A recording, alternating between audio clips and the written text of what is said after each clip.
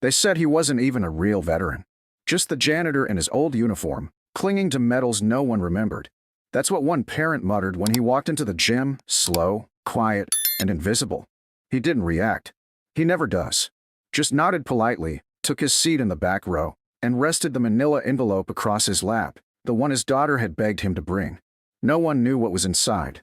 Not until she opened it on stage, mid-speech, hands shaking, voice steady, and made a room full of people stop breathing. If you believe service doesn't expire when the uniform fades, and that dignity deserves to be seen, make sure to like and subscribe. Because this story isn't about medals. It's about memory. It was the annual Veterans Assembly at Willow Ridge Middle School, a Thursday morning dressed in red, white, and blue paper streamers, student speeches, and polite applause rehearsed more out of routine than reverence. Parents filed into the bleachers with Starbucks cups and half-checked emails, scrolling through phones until their child's name was called. Somewhere in the crowd, Emma Callahan sat near the front row of the students section, her shoulders drawn in, the paper in her lap folded so many times it had begun to tear at the corners. She was 13, soft-spoken, steady-eyed, and today she was going to speak about her father. Marcus Callahan was already in the building, walking the same hallways he cleaned every morning before sunrise. But today he wore his old fatigues, neatly pressed, the name patch slightly faded, the boots worn but polished. He didn't stand out, at least not in the way that mattered. As he approached the registration table near the gym doors, one of the volunteer parents paused mid-conversation and gave a side glance. "He's not really military," she said under her breath. Another dad, Brian Mercer, tall, broad, smug, a weekend reservist who made sure everyone knew it, laughed and muttered, "That's the janitor, right? Pretty sure the only battles he fights are with the floor buffer." The others chuckled. No one corrected him. No one asked Marcus for his story. They just handed him a visitor badge and waved him through without a second glance. Marcus nodded, thanked them softly, and walked inside, taking a seat in the farthest row from the stage. In his lap was an old envelope Emma had given him that morning, insisting he bring it.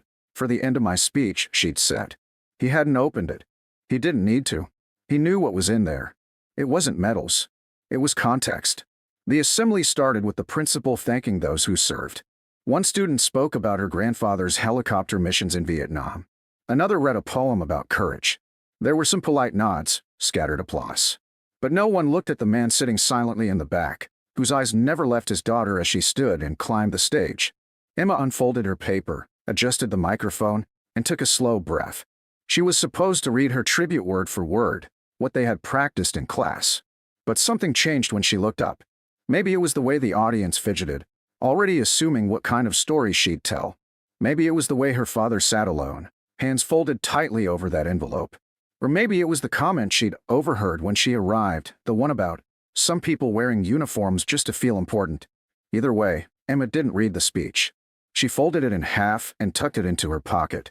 "They say my dad is just the janitor," she began, voice low, clear.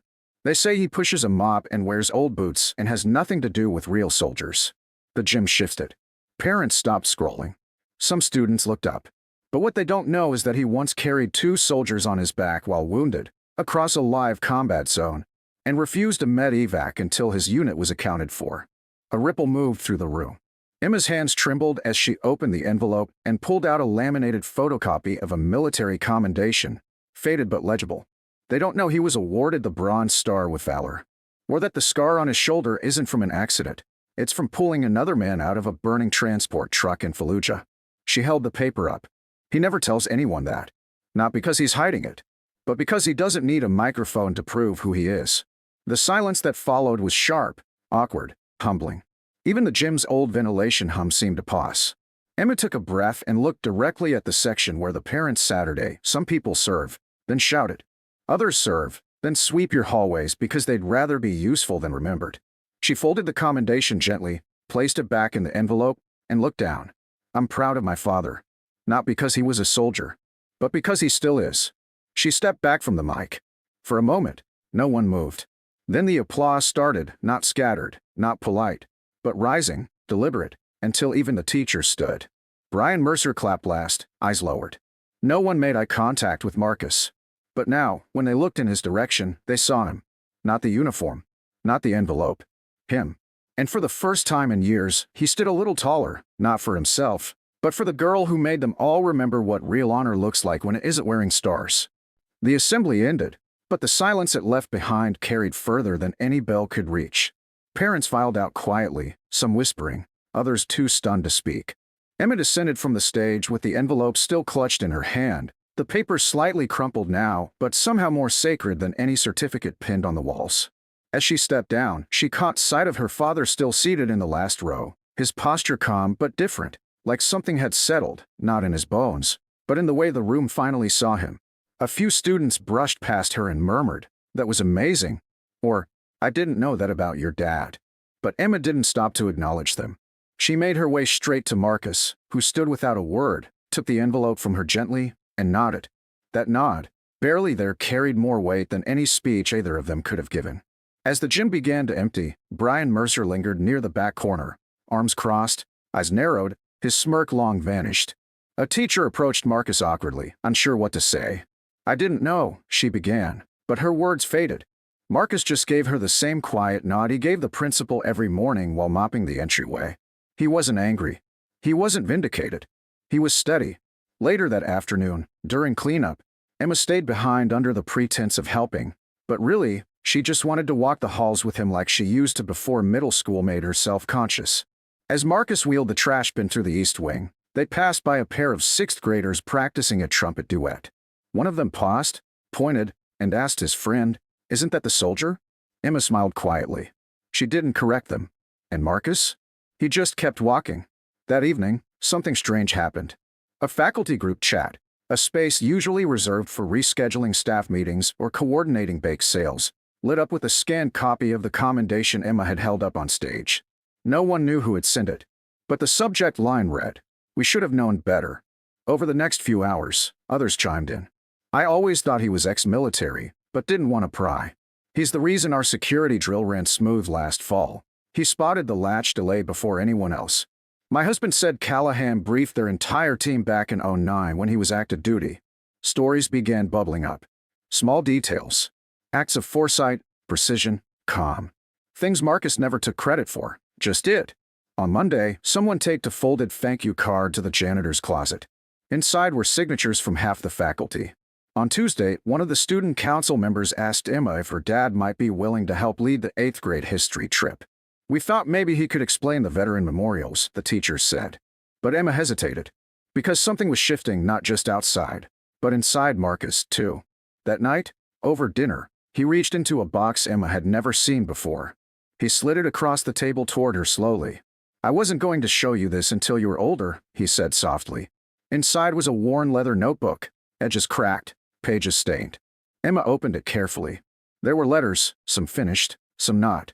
Letters to soldiers he served with, letters to commanding officers, letters to families of those who didn't make it back. She flipped through one and stopped at a photograph, a young Marcus, much thinner, dust-smudged, with a faraway look in his eyes, standing between two men whose names had appeared earlier in her speech. "Why did you keep all this to yourself?" she asked, her voice barely above a whisper. Marcus sipped his tea, then looked at her like she already knew the answer. "Because not everyone wants to remember the hard parts. In the real stories, they don't come with applause." Emma blinked back something in her eyes she refused to call tears. She wanted to say she was sorry for the students who laughed, for the parents who mocked, for the teachers who assumed, but Marcus simply reached over and tapped the edge of the photograph. "I didn't do it for them," he said. "I did it for the ones who didn't come home. And now, maybe I'll do it for you." The next morning, something even stranger happened. When Emma arrived at school, a bulletin board outside the office had been changed. Gone were the usual announcements about lost backpacks and overdue library books. In their place was a simple headline: "Unsung Service. Real heroes walk these halls." Beneath it, a laminated copy of Emma's speech and a blown-up image of Marcus's commendation.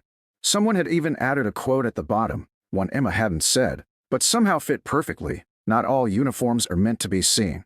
Some are meant to be remembered." As the day went on, more students began stopping by the janitor's closet just to say hi. Some awkwardly asked about service. A few just said, "Thank you," and walked off quickly. Marcus took it all in stride, never changing his routine, never stepping into the spotlight. But something had shifted.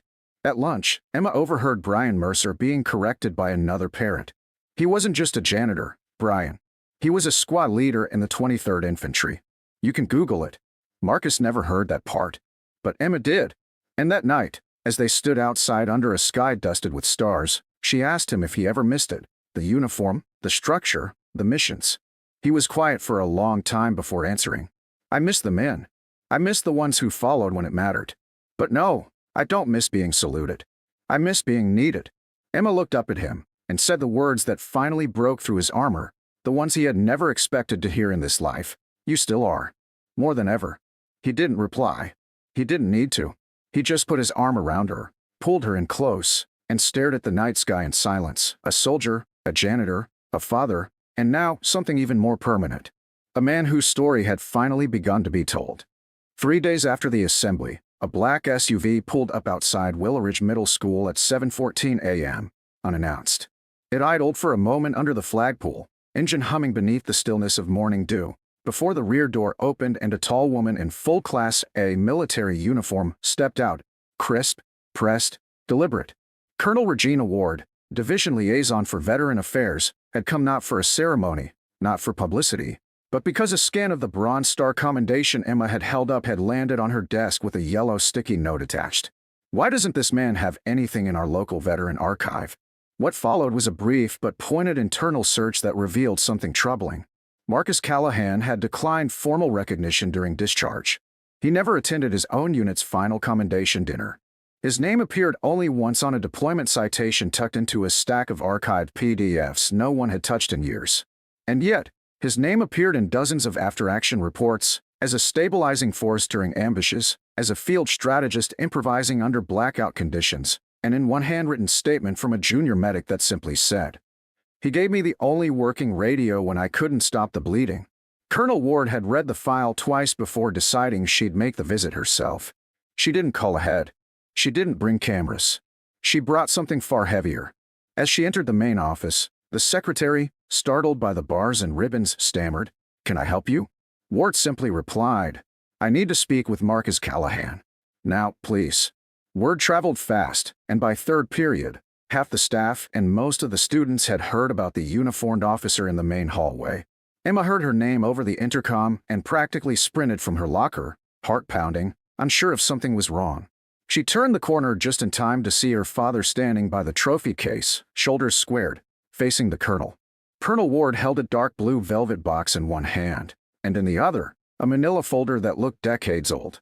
"Mr. Callahan," she said clearly, "it's come to our attention that your service was never formally recorded in our public archive. That was an oversight, ours, not yours.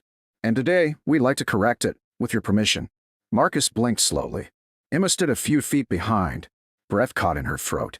The hallway had grown strangely quiet, students hovering at the edges of doorways, teachers pretending to review lesson plans while stealing glances through the windows. Marcus said nothing at first. He glanced down at the box, then up again. "Is this about the girl's speech?" Ward didn't smile. She didn't need to. "No, sir. It's about the man behind the mop who once pulled 2 wounded men from a wrecked convoy under mortar fire and never told a soul. It's about service that never asked for credit, but deserves to be remembered." Slowly, she opened the box. Inside was a formal certificate, a reissued Bronze Star with V for Valor, and a letter signed by the Secretary of Defense, backdated to the year of Marcus's honorable discharge, acknowledging his leadership during Operation Firestone. But tucked behind there was something more unexpected, a photograph. Black and white. A captured moment frozen in sand and sweat. Marcus, 25 years younger, crouched beside a medical evac bird, cradling a radio with one arm and gripping a wounded private with the other. The colonel pulled it out and handed it to him. "Someone finally uploaded this," she said. "That medic? He's a battalion chief now. Said your comm saved 7 men in 12 minutes. We thought you might want to keep it." Marcus took the photo with both hands, and for the first time in Emma's life, she saw him blink a little too long, just once, as if dust had suddenly found its way into the hallway. No crowd gathered. No speech was made. But when Emma reached forward and touched the box, the colonel stepped back, nodding. "It's yours to carry now," she said softly. "However you choose." And then she was gone, just like that. No cameras, no anthem, just the quiet echo of boots down a hallway filled with history no one had ever written down. Later that week, the principal called a surprise assembly. No program was printed. No banners were hung. But the entire gym filled again, this time not for applause, but for reflection. A chair was placed at the center of the stage, and behind it, a banner reading simply, "To those who walk among us." Emma sat beside her father, and this time, when she took the mic, her voice didn't tremble. "We teach about leaders," she said, "but we rarely see them cleaning our hallways. We talk about sacrifice, but we forget to look for it where it lives, in silence, in service, and someone sweeping long before anyone else has arrived." She gestured to her dad. He never asked to be remembered. But that doesn't mean we're allowed to forget. The applause that followed was quieter this time. Not softer, but deeper. And afterward, when Marcus walked back to his closet to grab his bucket, he found a note taped to the door. "Your story is now part of ours. Thank you for walking our halls." Beneath it, someone had left a copy of his photograph, laminated and framed. Above it, for words in bold, black print, "Real Valor wears dust." Months later, a new plaque appeared on the gym wall beside the district's sports trophies. It bore no rank, no ribbons, just a name, a photo, and a quote beneath it that Emma had chosen herself. He never stood on a podium. He stood for something better. And in the years to come, when new students asked who that man was, the one with the serious eyes and the quiet hands, the teachers didn't tell them about the mop. They told them about the map, about the morning a girl tore up her speech, and about the man who finally got remembered not because he shouted, but because he stayed.